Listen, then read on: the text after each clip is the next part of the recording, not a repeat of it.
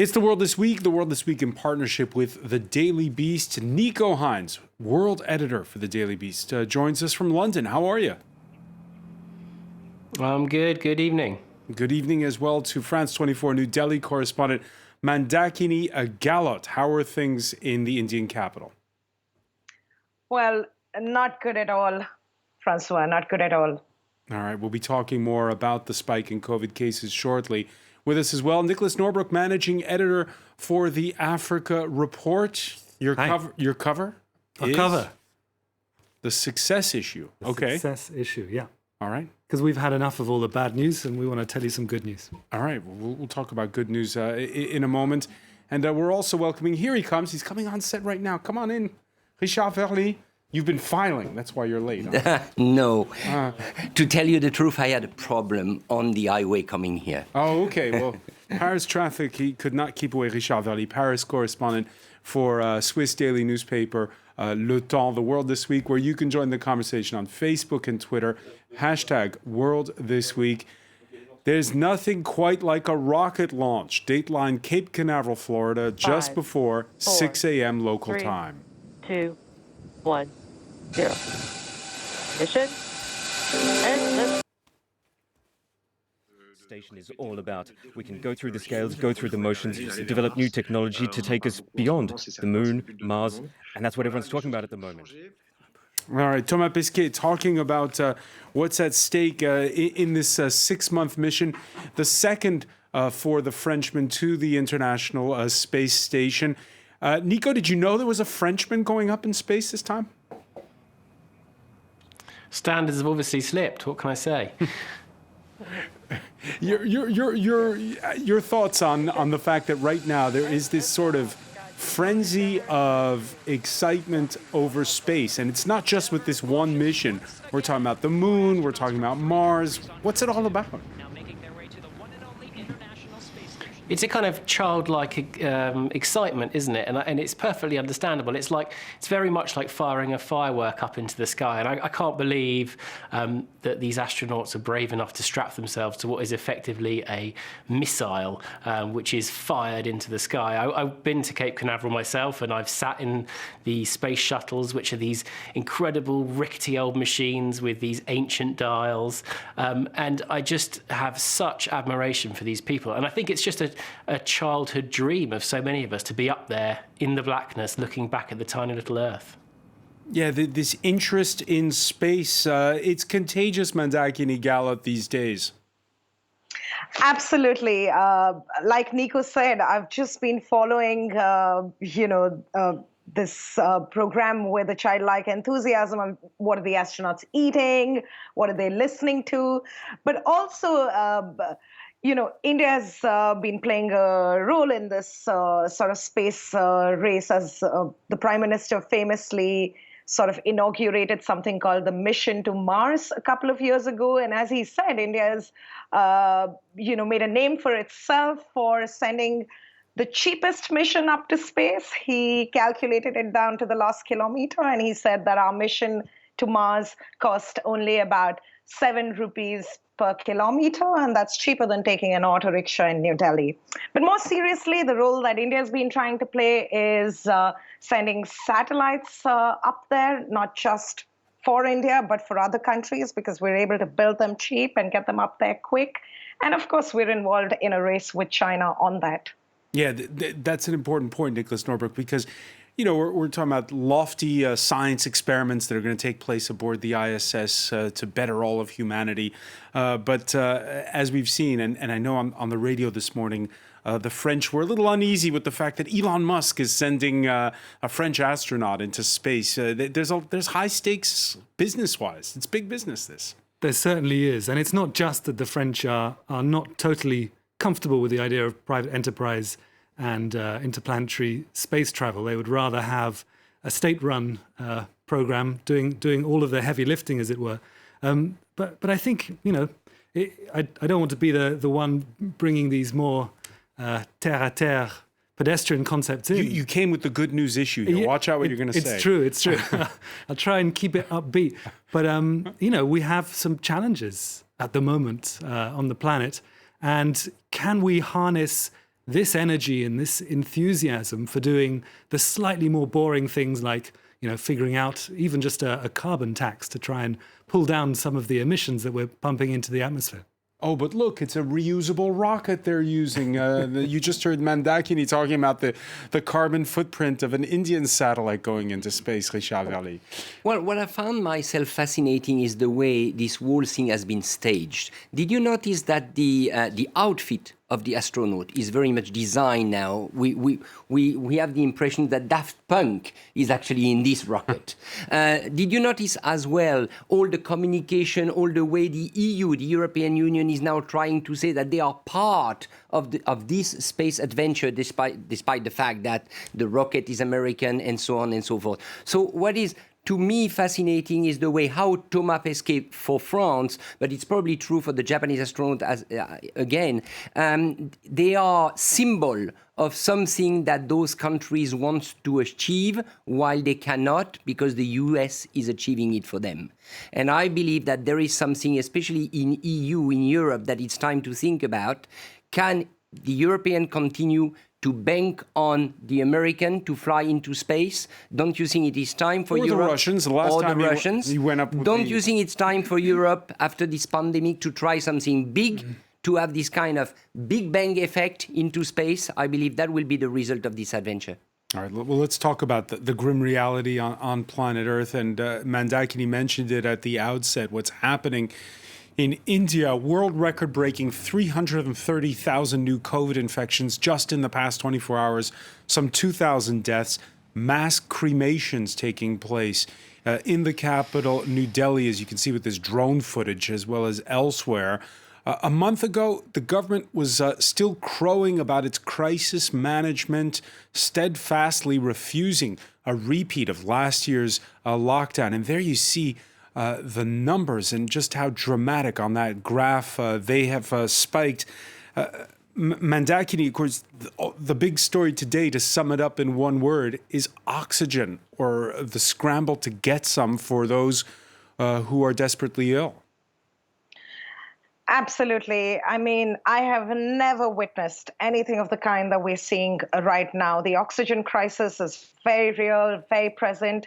Last night at a hospital in New Delhi, one of the really good hospitals in New Delhi, 22 people died because the hospital had to turn down the level of the oxygen that they were being given because they only had about 2 hours of supplies left.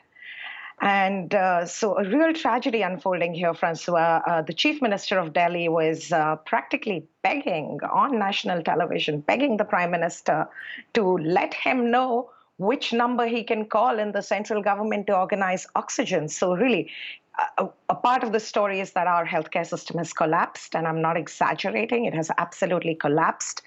The other part is, why is there just so much confusion amongst our political leadership? I mean, to have, a leader beg another leader on television, just kind of, I just don't know what to say, Francois. It's incredible. We've witnessed just extraordinary few days here in Delhi, and there's just no doubt in my mind at this point that this pandemic will come to be defined by what happens in India over the next few days and weeks.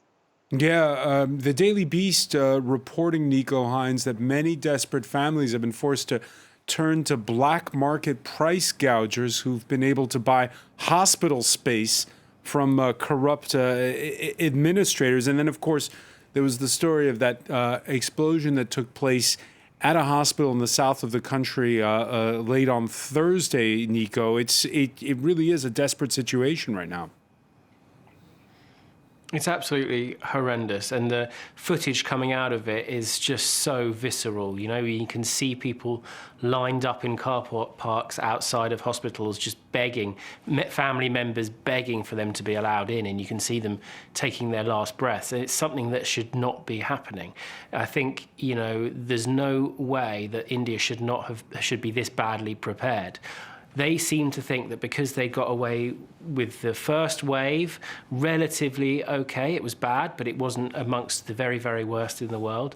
There seemed to be a misapprehension that they would therefore be okay and there wouldn't be a huge second wave. But as you discovered in the UK, when you initiate a lockdown, if you do it 1 week later, it's exponential, the number of potential victims.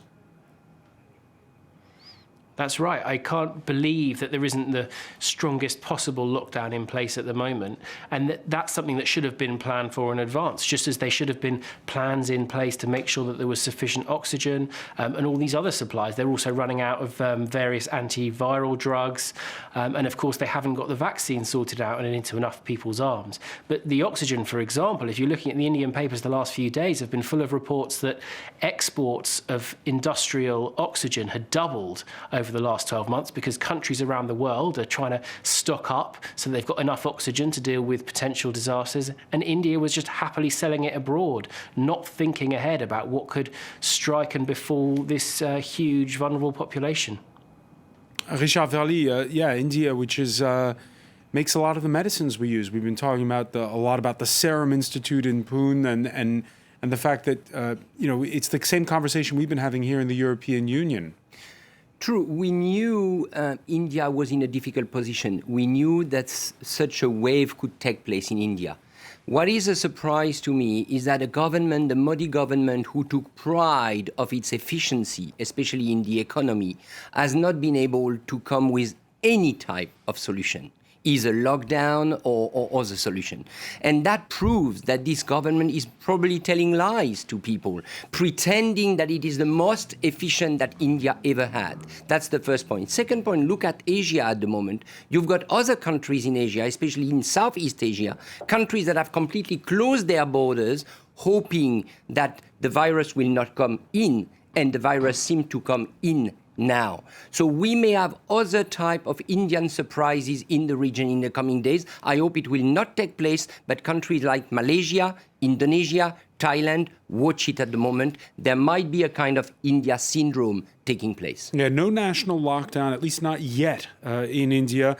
But we are seeing migrant workers leave. We can show you images, which it's same as last year, only this time it's not coming from an order from above in the southern Maharashtra state, where they were queuing on Wednesday and Thursday at Pune railway station.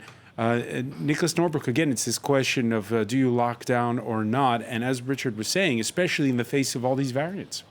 The variance is a very worrying thing. I mean, I think on the politics of it, Modi has some elections coming up, and so he has been electioneering.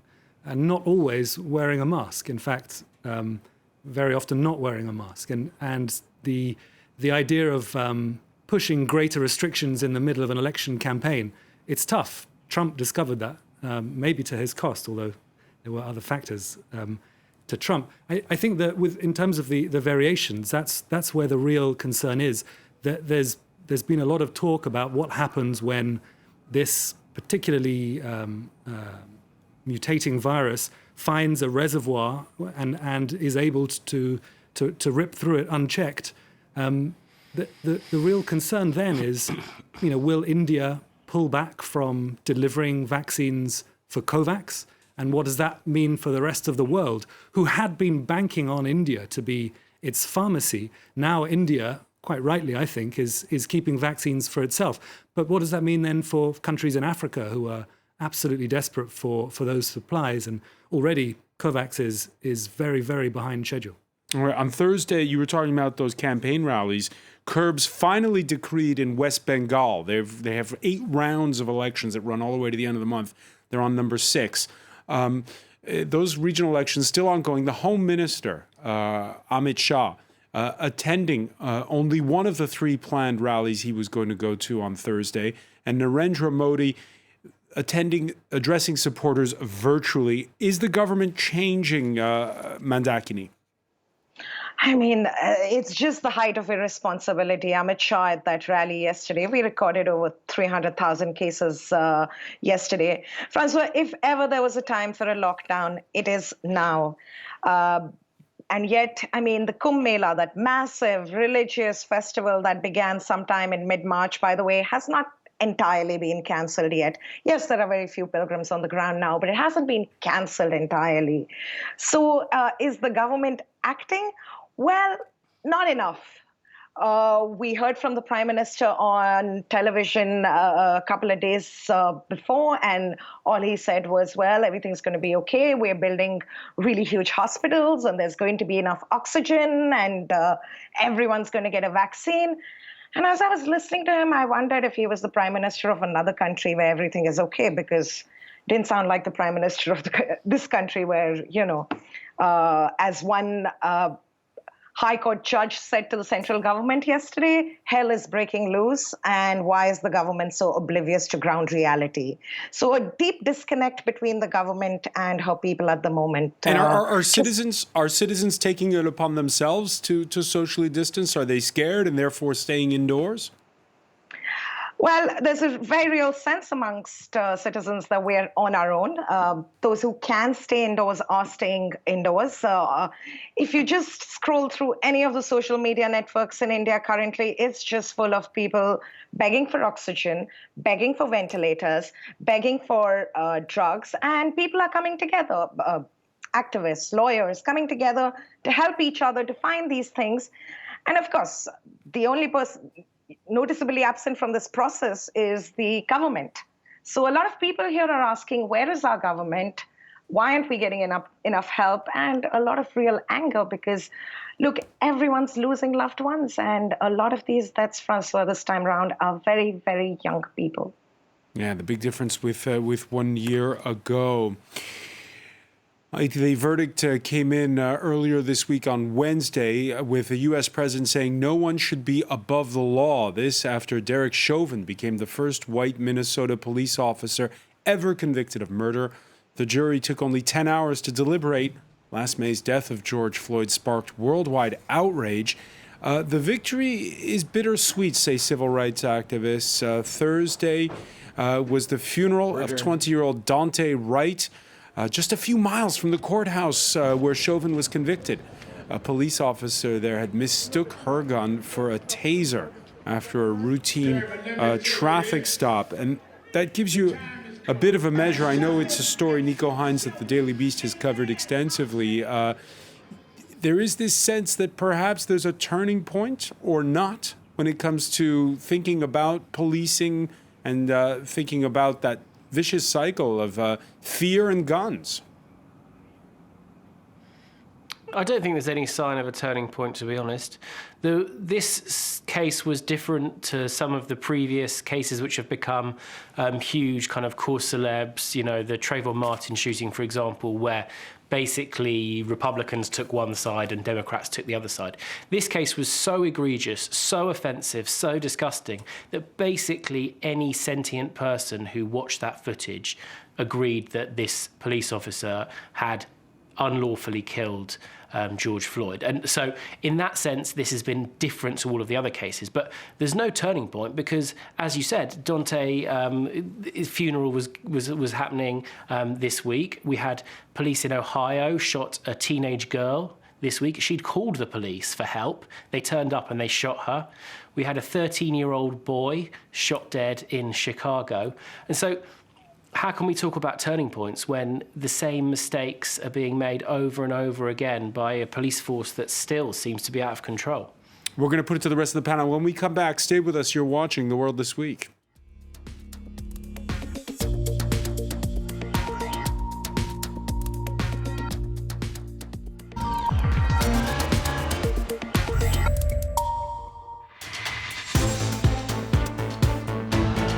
Welcome back, or welcome if you're just joining us. It's The World This Week. The World This Week in partnership with the Daily Beast. Daily Beast World Editor Nico Hines is with us from London. From New Delhi, France 24 correspondent Mandakini Galat as well joins us. Welcome back to Richard Verly, Paris correspondent for Swiss newspaper Le Temps, and Nicholas Norbrook, managing editor for the Africa Report. Before the break, you heard Nico Hines give a thumbs down to any idea of a turning point when it comes to policing in America. You agree? I think so. I mean, if you listen to activists, a lot of them are saying this is really it is justice, but it's the thinnest form of justice, really. And, as you alluded to before the break, almost immediately there was another horrific example of police brutality. I think if this was to be taken seriously, then you would see serious laws being put on the agenda about changing some of the structural iniquity about housing and so all of these big, deep structural economic factors which have created the situation that we're in today. I'm not sure there's the appetite for that. President Biden has, multi-billion-dollar infrastructure bills. He has various fights he wants to pick around, adding a state to, a senatorial state to Washington. There's a big Voting Rights Act to get pushed through. He has made a push on gun control. He has, and that, is no doubt a step in the right direction. But has he really managed to get his arms around the problem of police brutality? I think that will be the real challenge. Yeah, the question to me is whether Joe Biden can be the healer that he pretend that he would be if elected president. We're going to see it now. Can he really make changes in a country that is deeply divided by racism? And we see after this judgment the reality of a United States which is still in a boiling state. It's a country, and we tend to forget it these recent weeks because Biden seemed to surf on a wave of success with his decision, his economic plan, and so on and so forth. The reality is that on the ground, the country is not only divided, but in some suburbs is at war. So what can Biden do? And I am surprised myself by one fact, that certainly he said that to him, the policeman should be sentenced guilty. He said that while the jury was deliberating. But what he did not say is what he's going to do for the black community. We are still waiting for a Biden plan. He has ordered his Justice Department, Mandakini Gallatin, to do a review of policing in Minnesota. And this is where perhaps this story resonates around the globe. We've seen protests after the death of George Floyd here in France. We saw them in Nigeria. Police brutality is a story all over the world. Absolutely. We saw them here in India, too.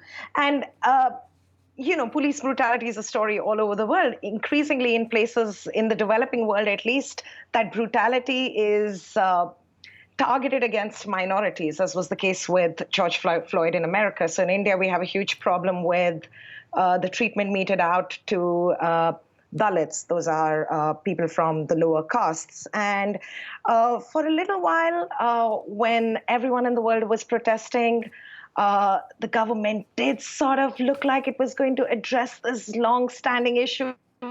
I mean, there are so many laws in place here, to avoid that sort of thing. But that hasn't quite happened. But I just want to come in and talk a little bit about Minneapolis. If there's one place in America that feels like home to me, it's Minneapolis, because I've spent a lot of time there. And I've had a lot of people call this last week, particularly members of the African American community, friends. And there is a small sense of catharsis that justice has been done. There's also a very real sort of feeling that if this was 10 years ago, Derek Chauvin would probably get acquitted. Of course, America has a problem with police brutality and with violence against the African American community, but it's a small step, and it means a lot.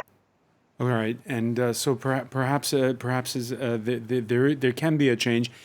You don't very often these days hear of world leaders mortally wounded on the battlefield. Chad's strongman of 3 decades laid to rest this Friday after going to the front to quash an umpteenth rebellion, paying their respects to Idriss Deby, African leaders, along with the president of former colonial power France. Here you see Emmanuel Macron in the company of Félix Tshisekedi of DR Congo, currently chair of the African Union. France, which along with the United States relies on Chad in its fight against jihadist insurgents across the Sahel region.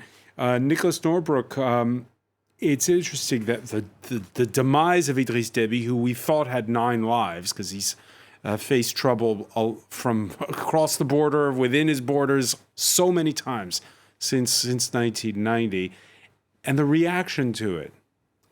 The reaction, I guess, gives a perfect illustration as to what's going on. And what's going on is panic. You speak to diplomats today, and they are talking about the Gaddafi effect. When Gaddafi died, suddenly there was a battalion of armed vehicles which crossed down into Mali and very nearly took the capital. Now that another strongman, as it were, has died in the region, there is huge concern about the next week, next 2 weeks. There's already a thought that with President Deby dead, the FACT rebels will be emboldened, but they are now receiving war materials across the border from Libya. Just today. Who from? Well, that is an extremely good question, because some people believe it's coming from the Russians. Some people believe it's coming from Haftar. But they were fighting against Haftar, weren't they? They were. So there's now very confusing reports of military elements from the LNA, from Haftar's army, on the border of Libya. We're not quite sure why. The role that Deby had was to take on really the toughest missions in zapping terrorists, not to be too polite with the language. And they were always given the toughest jobs because they are the most battle-hardened troops in the area. And back in 2018, Deby had welcomed Emmanuel Macron to the capital in N'Djamena and then spoke of an original sin for the region, the 2011 ouster in Libya of Muammar Gaddafi. Les drapeaux sont mis en berne et des obsèques nationales. Le général de corps d'armée, Mohamed Idriss. Vous savez, l'origine de ces terroristes, c'est la destruction de la Libye qui est à l'origine de la terreur que nous connaissons au niveau du G5 aujourd'hui. Il est important de cela, sa prise en compte. Si la crise libyenne n'est pas réglée, nous allons encore pour longtemps avoir à lutter contre le terrorisme. Ça, c'est une réalité. Hajar Ali, your thoughts on that, listening to... Well, Idriss Deby said it during that press conference with Macron. If the situation in Libya is not solved, then we'll have greater problems. This is exactly what is happening now. As far as the situation in N'Djamena, I am myself a little bit less pessimistic than my colleague. Because of the French involvement, because of the massive presence of French troops in N'Djamena, I believe they can keep the capital city of Chad away from the rebel like they did for Bamako when they decided to intervene in 2013. But actually, N'Djamena is not the only problem. The problem is... By the way, there's been fighting before in 2006 and 2008 in the capital, inside the capital. That's true. The problem is what will happen for the Chadian army. Because what we might see is a breakup of the army, which is composed of different minorities, different community. And if the Chadian army is getting split up, then G5 Sahel, the multinational forces, will cease to exist in a way. And France's efforts to counter terrorism in Sahel will be put in a very, very difficult situation. And this had happened on the heels of a presidential election. Deby, who re-elected for a sixth time when his demise came. And despite Tuesday's announcement of a coup, the military ignoring the constitution, dissolving parliament, naming Deby's son as transitional leader, and Paris, for its part, foregoing the kind of firm condemnation we heard after last year's coup in Mali. La transition aura ce rôle à jouer. The transitional government will have its role to play for stability, inclusion, dialogue, and a democratic transition. And we will be at your side. Et serons à vos côtés. A democratic transition? Well, that's completely unrealistic, and I don't think Macron even wants it. What he needs is stability in Chad. Did you notice that Deby's son is in his uniform, general uniform? It's clear that what we're going to see is some elements of the Chadian army taking over at the moment in the country. Nico Hines, your reaction to this story? Well, it's just extraordinary, isn't it? Apparently, Deby was the third ruler of Chad in a row who regularly turned up on the front lines to fight these fights. And it kind of reminds you of, I don't know, Shakespeare or the Battle of Agincourt in 1415, you know, Shakespeare's flowery language as he kind of leads the troops into these glorious battles. Apparently, incidentally, the real speech that he gave was something like, "Fellas, let's go." So the realism is kind of sometimes mixed with legend, but I guess what it shows is that there was this legendary element, and the leaders like Deby have been able to keep control of a country like Chad, which would otherwise be likely to suffer from factional infighting, has managed to keep control there because he had this huge image and this huge legendary presence. And the crucial thing is probably going to be, and although we all might want to see democracy imposed, will his son be able to instill that same sense of legend and keep the country united? On the actual day when Deby was killed, the son was also fighting by his side. He was leading a column of troops. Mahamat, his name.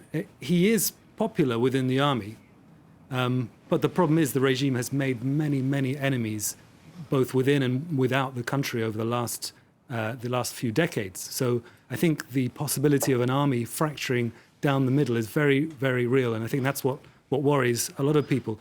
There also may be a huge opportunity. Some of our more optimistic analysts that we speak to point to what happened in Sudan when Bashir died. The opening up of the space there for people pushing for change, is quite interesting. The opposite may be true as well. If elements of the army head into communities in Darfur and pick up strength there. You have Barkhane, which is this joint force across Africa. It's headquartered in Chad's capital. France and the United States have forces there. Your thoughts on the fact that here you see Emmanuel Macron at the funeral, and saying that he would protect Chad from any invaders. I know there's a huge debate about whether this phenomenon known as France-Afrique is dead or not. It was quite hard to watch the tape today and think that it had totally died, to be honest. But then, there is a security element there which can't really be discounted. France is fighting on several fronts in the Sahel. It's unclear whether Nigeria is in any shape to pick up any slack, but they should. Nigeria and France together should be really enforcing some kind of security in the Sahel. Yeah, Mandaki Galit, it's that old quandary when you're the West. Do you insist upon democracy, or do you work to try to ensure stability? I mean, democracy is a very big word here, right? Because they didn't waste any time transferring power to his son, did they? And I know there's supposed to be an election, and he said there will be, but this sort of dynastic sort of transfer of power with the army involved, it never bodes well. It never bodes well for any of the countries that we've seen this happen to, and I'm particularly concerned about the son being in charge here.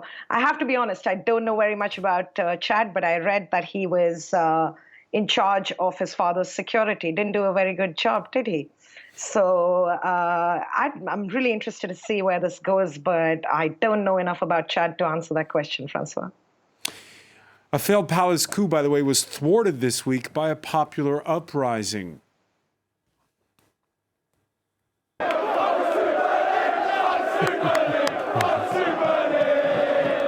In London, outside Stamford Bridge, Chelsea fans celebrating the quickly aborted attempt to form a breakaway Super League. Similar relief expressed by supporters of the 11 European powerhouses, the other ones that were announced as ditching the Champions League for a North American style, don't bother with relegation, closed circuit league. I'm not seeing your face in the crowd there, Nico Hines, but were you among those cheering? Yeah, it's great to see this fail, and it's been just such a humiliation for these American owners and these superpowers who thought that they knew best. I think one of the kind of mysteries as to why this hasn't quite made sense to anybody is I think people are looking at it slightly in the wrong way. A lot of people have sort of said that it was a projection of arrogance and that these big clubs thought they could get away with anything. I think the truth is it was a moment of real weakness. These clubs, especially Real Madrid and Barcelona, have hundreds of millions of pounds of debt and basically are panicking about how they can stop themselves going bankrupt. And they figured out that this way that they could leverage this European super league and have JP Morgan give them each $400 million, and that would solve their debt issues. And so rather than projecting strength and saying, this is a fantastic new tournament, look at all these clips, listen to the list of fantastic ex-players that are behind it, here are all of the players that we're going to buy for your clubs. I imagine that those Chelsea fans would have been reacting slightly differently if they'd been told that they were about to sign Mbappe and Haaland. But because the whole thing was launched in a moment of weakness, it was almost apologetically pushed out there. I think that just is the reason that it's collapsed entirely. No one had the conviction and the confidence to get out there and sell this idea. If Zurich Grasshoppers or the Servette de Genève had been invited in, would you have had a different point of view, Richard Verly? Certainly, because that would prove that both clubs are now playing in the big league, which is not the case at the moment. No, one thing I'm wondering, what did Zinedine Zidane thought about that? Why don't we listen to him? What does he have to say? Florentino Perez, the boss of Real Madrid, was the most active leader in that. Do you want to hear Florentino Perez? Yeah, I'd like to hear Zidane. But you won't hear Zidane. But here's what he's saying. And by the way, even though it's dead in the water, it seems, he says he still believes.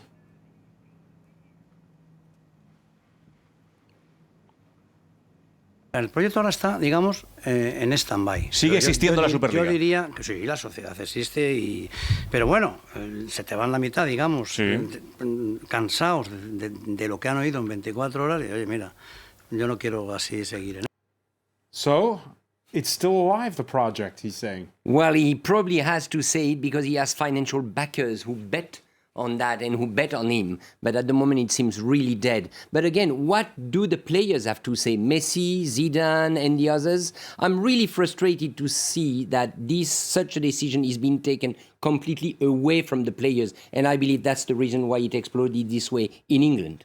And certainly, Pep Guardiola, the manager of Manchester City, was, I think, the first real sort of headline player or manager to come out and really eviscerate it. And I think that moment was when the whole project started to wobble, because when the leading manager of one of the leading clubs in the world says this is unworkable, you've got some problems. I think the real reason it failed was partly perhaps because of these communication errors, but also it was hitting some of the most valuable things going. Like the Premiership would have been ripped apart by this thing, and the Premiership is one of the most valuable things in a post-Brexit so United Europe Kingdom. Is not North America when it comes to sports. Well, so it would seem, so it would seem. But I just had to mention, and I have to declare my own partisan membership of the Arsenal fan base,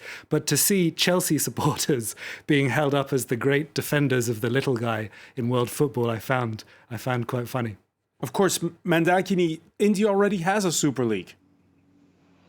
Absolutely, and I risk losing my citizenship by telling you that I don't follow it quite as closely as I should. We're talking cricket here, right? Yes, cricket. And overall, from what I hear from fans and those who follow it really closely, it hasn't been exactly great for the game. It's been really great for, the people who own the clubs and own those teams and the sponsors and the advertisers. And it's just this big commercial festival, and a lot of calls here from people who love cricket to go back to the old way, to, have those 5-day test matches, to break away from the sort of Premier League fashion of it. But, well, it's here, and it's very deeply rooted in the Indian psyche. Yeah, the new format, which speeds everything up in the name of commercialism, you might say, if you're a purist. One final word on this. Is it going to come back, Nico Hines? I think it'll come back, yeah. You know, these clubs have been working on this idea for 30 years, or there's some talk of initial ideas in the 1960s, but certainly over the last 30 years, these same types of clubs have been discussing these kind of ideas. And at the end of the day, they just want more money for themselves, and they're not going to stop until they've got it. All right. We'll leave it there for now. In any case, the season's still going on, the regular season, with Arsenal not qualified, I believe, yet for the... We're going to win the Europa League, and that's how we're going to qualify. I see. It's in the bag. All right. The prediction there from Nicholas Norbrook, who I want to thank as well, Richard Verdi, Nico Hines in London, Mandakini Galot in Delhi. Thank you for joining us here in The World This Week.